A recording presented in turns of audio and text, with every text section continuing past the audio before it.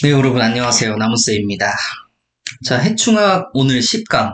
10강 하고 이제 마무리 지을 텐데, 오늘이 마지막 강이에요, 해충학.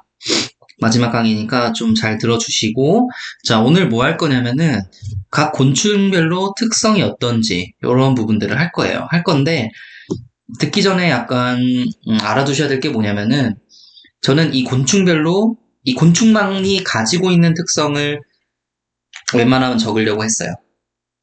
이 곤충만이 가지고 있는 특성이 아니고 예를 들어서 공통적으로 뭐 밀랍물질, 응? 밀랍물질을 뭐 발산을 한다 또는 가루로 덮여 있다 뭐 이런 부분이 있어요. 이런 부분이 있는데 이런 건 너무 많기 때문에 사실 이렇게 외우신다기보다는 공부를 좀 더 진득하니 좀 더 이제 세심하게 좀 더 들어가서 하고 싶다, 좀 자세히 하고 싶다 하시는 분들은 밀랍물질 발산하는 애들만 따로 모아서 보세요. 또는 예를 들어서 알무더기, 알을 무더기로 낳는 애들 한번 보고 싶다. 알 무더기로 낳는 애들만 모아서 외우세요. 이 정도 정성은 들이실 수 있으셔야 됩니다. 자기가 꼭 외우셔야 된다는 그렇게 하시고, 보통 이제 문제가 어떻게 나오냐면은, 문제 어떻게 나오는지 한번 말씀드릴게요. 자, 예를 들어서 솔라방 봅시다. 솔라방. 솔라방에 대한 설명 중 뭐 맞는 것은 틀린 것은 하고 이제 나옵니다. 1번 뭐 나오냐면은 요거 나와요. 보통 묵은 잎을 가야 한다 이렇게 나오고, 2번 좀 헷갈리게 나옵니다. 밀도가 높아지면은 신초도 가야 한다, 새로운 잎도 가야 한다 이런 식으로 나오고, 자 3번 생활사 나올 수 있고요. 예를 들어 이런 거 오령유충으로 월동한다. 4번 팔령으로 성충이 된다. 5번 뭐가 나올 수 있을까요? 5번은 뭐 학명도 어쩌다 나올 수 있고요. 학면도 어쩌다 나올 수 있고, 기주도 어쩌다 나올 수 있고, 그리고 현재 뭐 밀도가 많이 줄어들었다, 높아졌다 이런 문제들이 이제 나올 수 있단 말이에요. 이렇게 1번부터 5번까지 이 정도 문제로 나올 수가 있는데, 그래서 저는 사실 특성은 두세 개 정도는 알아가야 된다고 생각을 해요. 두세 개 알아가시고 나머지는 뭐 이 생활사나, 그럼 여기 또 가해 횟수가 나올 수 있죠. 가해 횟수 1년에 몇 회 발생한다 이런 가해 횟수 나올 수 있고, 또 팔령으로 성충된다 뭐 이런 생활사도 있을 수 있고, 학명, 기주 이런 것들은 이제 따로 외워야 되는 부분이기 때문에 나머지 한 두세 개, 많으면 세 개까지도 보통 두세 개 정도의 이제 특성이 나올 거란 말이에요. 이 문제 하나에 이런 솔라방에 대한 문제가 나온다면은, 이런 강론을 묻는 문제가 나온다면 두 개 정도 나오는데,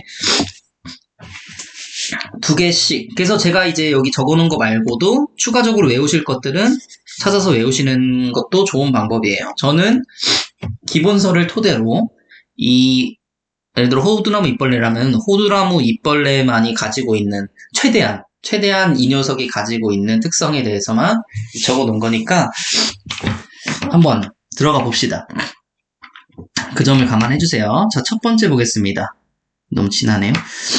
자, 호두나무 잎벌레입니다. 호두나무 잎벌레. 호두나무 잎벌레는 2령 때는 집단가해라고 3령부터 분산가해랍니다. 2령이라고 하면은 탈피 한 번 한 애들, 3령은 탈피 두 번 한 애들. 왜냐하면 태어나자마자 알에서 태어난 애들을 이제 1령이라고 합니다. 그렇기 때문에 1회 탈피해야지 2령이 되는 거예요. 1회 탈피. 이런 식으로 진행이 되고요.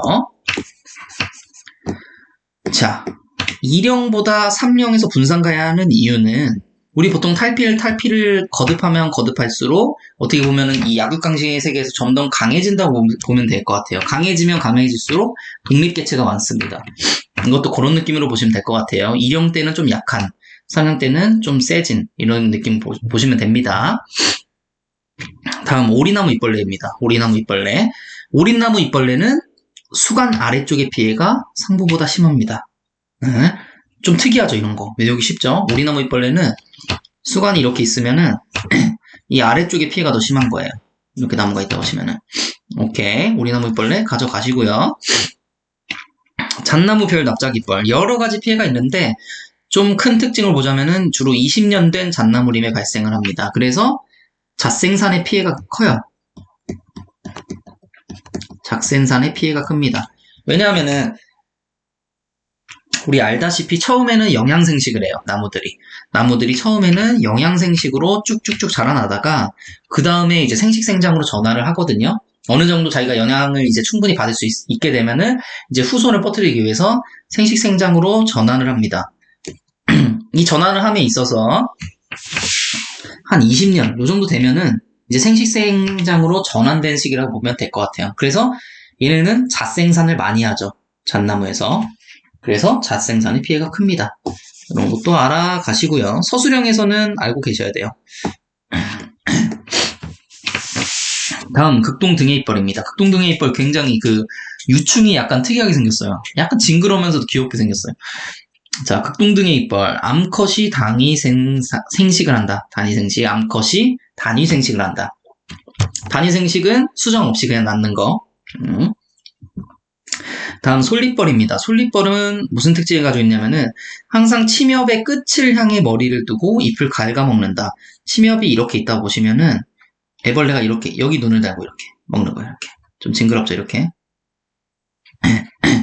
이런 식으로 침엽의 끝을 머리를 두고 잎을 갉아먹는다. 이렇게 보시고요. 솔잎벌이고요. 솔잎벌은 사실 특징 많아요. 솔잎벌은 특징 많은데 뭐 송충이라고 불리는 것도 특징이고 유충을 송충이라고 부르잖아요. 요걸 이제 송충이라고 불리는 것도 특징이고 솔잎벌 같은 경우에 또 뭐가 있을까요? 송충이 있고 얘 같은 경우에는 솔잎벌 네네네 죄송합니다. 솔나방인데 제가 솔잎벌로 했네요. 솔잎벌은 네, 요 정도 가져가시고요. 다음 노랑쐐기나방입니다. 노랑쐐기나방은 주강성은 수컷이 강하고 암컷은 약하다. 이렇게 외워주시고 요것도 약간 좀 애매하죠 외우시기. 이건 좀 자세하게 하시는 분들은 이거 가져가세요. 자, 다음 솔나방입니다. 솔나방 아까 제가 말씀드린 이 송충이 유충을 송충이라고 부르는 요 솔나방이고 자 보통 묵은 잎을 가야 합니다. 하는데 밀도가 높아지게 되면은 새잎도 가해해요. 밀도가 높아지게 되면 새잎도 가해를 하고 자 얘는 특이하게 5령 유충으로 월동을 합니다. 그리고 8령 유충으로 번데기 후 성충합니다. 그러니까 5령 유충으로 월동해서 나왔어요. 나와서 한 번 탈피하면 6령충, 두 번 탈피하면 7령충, 세 번 탈피한 거죠. 8령충으로 번데기가 되고 성충이 되는 겁니다. 자, 다음 밤나무산 누에나방입니다.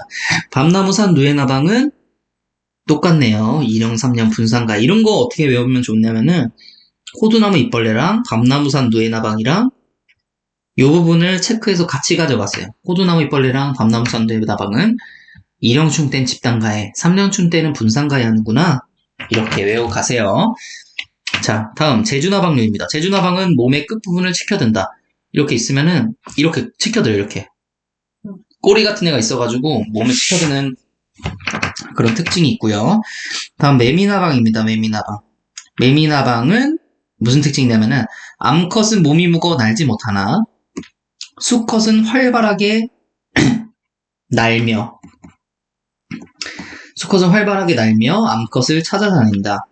암컷은 몸이 무거워서 날지 못하고 수컷은 밤새도록 이 암컷만을 찾아다니는 겁니다. 그래서 이 집시나방이라는 말이 붙었었는데 이 집시나방이라는 말을 요즘 안 쓰죠. 왜 안 쓰냐면은 이 집시라는 이름을 가진 부족이 있어요. 부족. 근데 그 부족을 비하한다는 그런 주장이 있었어가지고 현재 우리나라에서는 모르겠는데 미국에서는 현재 이 이름을 바꾼다 뭐 이런 식으로 뉴스 찾아보시면 나옵니다. 자, 다음 미국 흰불나방입니다. 미국 흰불나방 굉장히 많이 나오죠. 이게 뭐예요? 외래충입니다. 외래충. 언제예요? 1958년인가? 그렇죠. 외우신 분도 아실 거예요. 1958년. 자, 얘는 4령충까지 집단으로 가야 하고 5령충부터 분산 가야 합니다. 미국 흰불나방은 웬만하면은 내용이 다 중요한 내용이어서 확실히 알아두셔야 됩니다. 4령충까지는 집단, 5령충은 분산입니다. 제가 아까 말씀드렸다시피 적은 0의 충일수록 집단가해라고 높은 0의 충일수록 분산가해를 하는 겁니다. 더 강해진 독립적인 대체가 되기 때문에 미국 흰불나방 1화기 때보다 2화기 때가 더 피해가 큽니다. 자, 1화기, 2화기가 무슨 뜻이에요? 생활사가 첫 번째 돌면 1화기, 두 번째 돌 때는 2화기입니다. 보통 얘는 그럼 1년에 몇 회 발생하겠어요? 2회 발생합니다. 참고로 얘는 번데기로 월동해요. 근데 특징적이죠. 1년에 2회 발생하면서 번데기까지 월동. 특징적인 얘입니다. 피해도 굉장히 커요.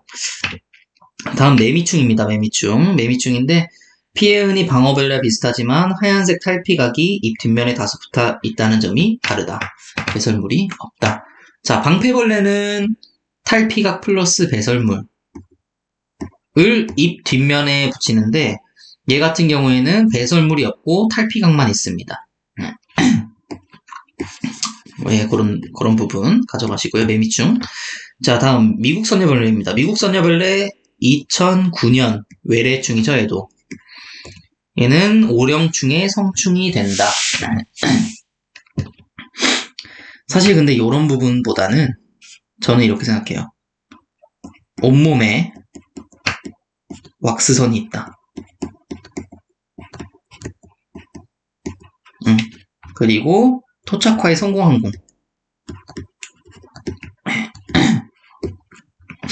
미국 선녀벌레는 온몸에 왁스선이 있고 이것도 맞는 말이긴 해요. 오령충의 성충이 된다는 말은 말인데 사실 이런 것 특징은 잘 나올지 모르겠어요. 제가 정리하긴 했지만 기본서에 사실 별로 내용이 잘 없었어가지고 잘 안 넣은 거고 이제 얘 같은 경우에는 온몸에 왁스선이 있어요. 그래서 실제로 보시면은 뭐 흰 색깔 줄이 이제 쭉쭉쭉 가 있는 걸 보실 수 있어요. 그 왁스선이고. 자, 다음 토착화에 성공했습니다. 얘 같은 경우에는 전국적으로 발생을 하고 그러므로 토착화에 성공했다고 볼 수 있는 종이죠. 자, 또 뭐 있습니까? 얘는 점프 능력이 좋아요. 점프 능력이 좋아서 쉽게 다른 기주로 이동을 할 수 있습니다. 이동용이. 이런 특징을 가지고 있어요. 미국 선녀벌레. 제가 아는 건 일단 기억나는 거 이 정도 기억나네요. 자, 다음 주옥날개 꽃매미 보겠습니다. 주옥날개 꽃매미는 자, 1에서 3년까지는 검은색 바탕에 흰색 반점입니다. 이렇게 쭉 있고 흰색 반점이 있는 거예요. 흰색 반점 이런 식으로 생겼어요. 1년까지는 검은색 바탕에 흰색 반점을 가지고 있고 다음 사령충부터는 붉은색으로 되고 날개딱지가 나타납니다.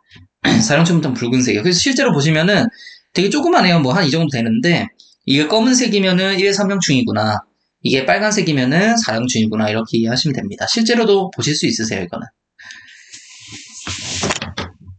자, 다음 말매미부터 이제 응애류까지인데 좀만 빨리 넘어가 볼게요. 좀 할 게 많아서 빨리 넘어가 보겠습니다. 자, 말매미 암컷성충이 산란은 후에 2년생까지의 상처를 냅니다. 자, 얘는 땅속에서 6에서 7년 동안 있어요. 이거는 이제 초등학교 때 뭐 매미에 대한 그런 만화책을 봐도 나오더라고요. 보니까 애들 거 보니까 나와 있더라고요. 6, 7년 동안 땅속에 있다가 나옵니다. 나와서 산란을 해야죠. 이제 나와서 후손을 남겨야죠. 후손을 남겨야 되는데 이 2년생까지의 가지를 찢어요. 가지를 쭉 찢고 여기다가 축축축축축 알을 낳습니다. 그럼 가지 어떻게 되겠어요? 윗부분은? 왜 이렇게 찢으면 말라 죽겠죠? 이렇게 보여. 가지가 말라 죽는 현상이 발생을 합니다. 네, 그런 현상 발생하고 약 6년에 한 세대가 완성된다. 그렇죠. 6년에서 7년에 한 세대가 완성이 된다. 다음 전나무 잎마리 진딧물 하얀 밀랍 물질로 덮여 있다. 이건 실제 사진을 보시는 걸 추천드립니다. 제가 저작권 문제 때문에 사진을 막 들고 올 수는 없어요. 자, 다음 물풀의면충인데 자, 여름기주 전나무, 겨울기주 물풀의나무, 들매나무. 아까 전에 우리 그 진딧물 이 전전 시간인가요? 진딧물의 뭐 기주라든지 중간기주 이거 외웠었죠? 그때 이 물풀의면충이 없었거든요. 그래서 여기다 넣은 거예요. 물풀의면충. 일단 여름기준 전나무고 겨울기주가 이제 물풀의나무, 들매나무입니다. 대부분이 이렇죠. 이 겨울기주가 어떻게 보면은 이 이름을 나타내는 기주인 경우가 많아요. 왜냐하면은 얘네가 이 물풀의나무에서 월동을 하거든요. 물풀의나무에서 월동을 하고 나와서 이 전나무를 가야하는 겁니다. 자, 다음 이세리아 깍지벌레입니다. 얘는 특이한 점이 많아요. 굉장히. 첫 번째, 암수가 한 몸인 자원동체입니다. 암수가 한 몸에 있어요. 암, 수, 뭐 이런 식으로 있다는 거예요. 한 몸에 있어요.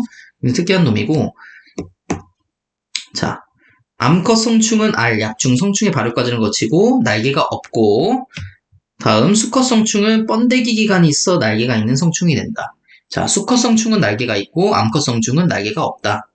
이렇게 보시면 되시고, 자가 수정한 암컷 성충은 자운동체인 암컷만 생성하지만 수컷 성충과 교미한 암컷 성충은 자운동체인 암컷과 수컷을 생성한다. 자, 자가 수정한 암컷 수정 같은 경우에는 자운동체인 암컷만 생산해요. 자운동체인. 자운동체인 암컷만 생성하는데, 자, 수컷과 교미하면 어떻게 돼요? 수컷과 교미하면은 암컷과 수컷을 생성한다고 해요. 근데 특이하죠? 굉장히 특이하죠? 자, 솔껍질 깍지벌레 다음 보겠습니다. 솔껍질 깍지벌레에서 중요한 부분은 이거입니다. 후약충 시기. 솔껍질 깍지벌레는 이 후약충 시기라는 부분이 있는데 이때 가장 많이 피해를 줘요. 언제냐면은 11월에서 2월. 얘 같은 경우에는 다른 곤충들의 이런 피해주는 시기를 벗어났어요. 보통 이제 여름, 뭐 봄 이럴 때 피해를 많이 주잖아요. 그런데 반해서 얘 같은 경우에는 완전 겨울에 피해를 줍니다. 겨울. 그러니까 독보적으로 얘만 피해를 주는 거 이때. 그러니까 얼마나 피해가 크겠습니까? 그쵸? 얘가 또 진화한 방식이겠죠? 이렇게 또 된 거는. 얘 같은 경우도 수간 하부 가지. 먼저 변색이 되고요. 자, 여기서 보자면은, 그쵸. 이것도 중요한 부분입니다. 암컷은 불완전 변태. 불완전 변태라고 하는 거는, 그렇죠. 번데기 과정을 거치지 않은 거고, 수컷은 전성충과 번데기 기간을 거치는 완전 변태를 합니다. 오케이, 체크해 가시고요. 솔껍질 깍지벌레 피해도가 심 이상이면은 수종갱신이 필요한 지역은 모두 배기 실시. 이렇게 보시면 심 이상이면 모두 배기, 중 이상이면은 나무 주사를 실시하여 피해를 예방. 다시 한번 솔껍질 깍지벌레 피해도 심 이상이면은 모두 배기한다. 그러니까 다 배버리는 거예요. 다 배버리고 수종을 아예 갱신해 버리는 거예요. 다른 걸로 바꾸든지 아니면 좀 품종을 심든지 이렇게 하는 거고, 피해도가 중 이상이면은 나무 주사를 실시하여 피해를 예방한다는 겁니다. 가져가시고요. 자, 소나무 가릅깍지벌레는 뭐랑 연결되어 있냐면은 이 피목가지 마른병이랑 연결되어 있어요. 피목가지 마른병. 피목가지 마른병을 일으키는 원인 중 하나가 이 소나무 가릅깍지벌레고요. 다음 쥐똥밀깍지벌레. 암컷 약충은 잎의 표면에 정착하고 수컷 양충은 잎의 뒷면에 집단으로 모여 기생하며 이후 세 가지로 내려와 기생한다. 이렇게 보시면 됩니다. 다음 소나무 굴깍지벌레. 당년도 잎보다는 오래된 잎을 잎의 끝부분보다는 중앙부 또는 밑부분을 가야 하는 경우가 많다. 다음 응애류. 기온이 높고 건조할 때 피해가 심하다. 체크해 가세요. 응애류는 기온이 높고, 우리 보통 곰팡이는 습도가 높을 때 발생을 하죠. 근데 얘는 반대예요. 건조할 때 피해가 심하다. 제가 이 쥐똥밀 소나무 굴깍지처럼 그냥 넘어간 거는 사실 이 다음이나 다다음 시험에 나올 확률은 좀 적은 놈들이에요. 왜냐하면은 워낙 중요한 놈들이 아직 시험에 안 나온 얘들이 많기 때문에 이런 게 나올까 싶긴 해요, 사실은. 난이도를 높인다면 뭐 이런 것만 골라서 내겠죠. 공부는 해가긴 해가야 됩니다. 자, 응애류 다시 한번. 기온이 높고 건조할 때 피해가 심합니다. 자, 일단 여기까지인데 한번 여기까지만 합시다. 여기까지만. 자, 굉장히 길어질 것 같아가지고 강의가. 자, 다음 보겠습니다. 전나무 잎응애입니다. 전나무 잎응애. 전나무 잎응애는 특이한 게 뭐냐면은 잎 앞면에서 수액을 빨아먹어요. 우리 방패벌레, 진딧물, 매미충 등등 선녀벌레까지 포함해서 이제 이런 흡집성 곤충들은 대부분 잎의 뒷면에서 가야 하거든요. 근데 이 전나무 잎응애는 잎의 앞면에서 수액을 빨아먹습니다. 앞면에서 가해를 합니다. 성충과 약충이 주로 잎 앞면에서 수액을 빨아먹습니다. 이렇게 알고 계시고, 자, 다음 도토리 거위벌레입니다. 도토리 거위벌레. 도토리 거위벌레는 굉장히 특이해요. 이 도토리가 이렇게 달린 가지를 죄송합니다. 그림을 제가 잘못 그려가지고 이렇게 이게 도토리라고 봅시다. 이렇게 도토리가 달린 가지를 땅에 막 뿌려 놓습니다. 그래서 우리가 살다가 한 번쯤은 본 적이 있는 경관을 얘가 만들어줘요. 근데 그게 도토리 거위벌레 피해였던 거죠, 사실은. 지금에서야 우리 모두 알게 되는 거죠. 어쨌든 도토리 거위벌레. 암컷 성충이 도토리의 산란공을 뚫고 알을 낳고 떨어뜨리는데 수컷 성충은 이 과정에 관여하지 않는다. 나중에 문제에 이렇게 나올 수도 있어요. 수컷 성충은 이 과정에 관여한다. 또는 암컷 성충은 이 과정에 관여하지 않는다. 이런 문제 나올 수 있어요. 그렇기 때문에 우리 나무의사 사실 1회부터 4회까지는 이런 문제 나왔었어요. 근데 5회차 때는 이런 문제 안 나왔어요. 사실. 자, 그리고 두 번째 특징. 알을 낳기 전에 1차 가지절단을 합니다. 아까 말씀드렸죠. 가지절단을 한다고요. 근데 알을 낳기 전에 가지절단을 하고 1차로 그 다음에 이제 뚫어요. 뚫어서 산란을 합니다. 그 다음에 2차 가지절단을 해서 완전히 끊어내는 겁니다. 오케이, 이렇게 보시면 되시고. 자, 다음 밤바구미. 밤바구미의 특징 중 하나는 뭐냐면은 배설물을 밖으로 내보내지 않아요. 그래서 피해를 특정하기가 어려워요.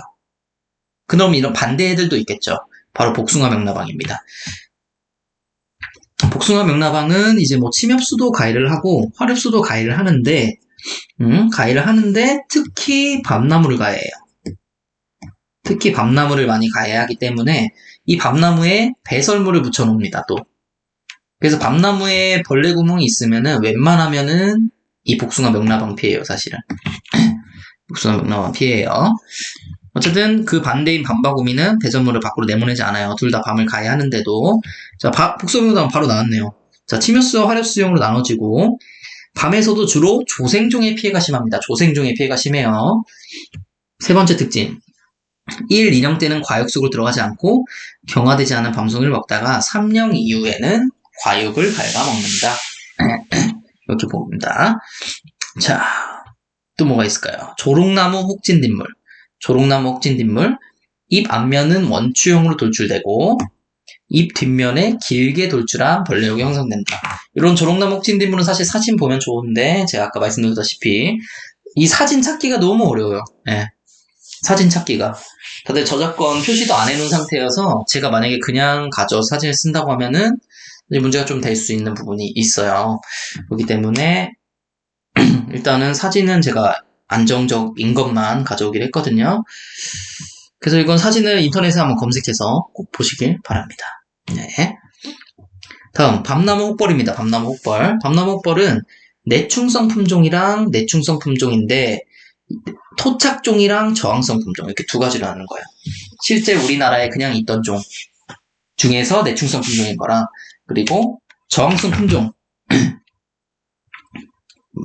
그쵸, 저항성 품종인 거랑 두 가지가 있습니다. 자, 첫 번째 토착종은 삼목률, 옥광률, 순엽, 상림 이 율 들어가는 얘들이랑 순엽, 상림 그리고 저항성 품종은 유마, 이취, 삼조생, 이평 이렇게 있습니다. 우리 예전에 그 밤나무 줄기 마른 병 있을 때 이평, 응기 막 있었잖아요. 그리고 옥광 병리학에서 나오죠. 병리학에서.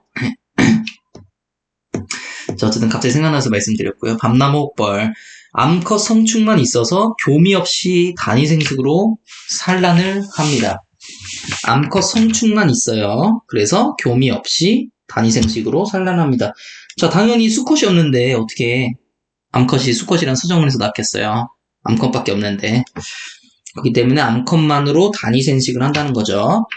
자, 다음 아까시 잎 혹파리입니다. 예, 뭘로 활동한다고 했었죠?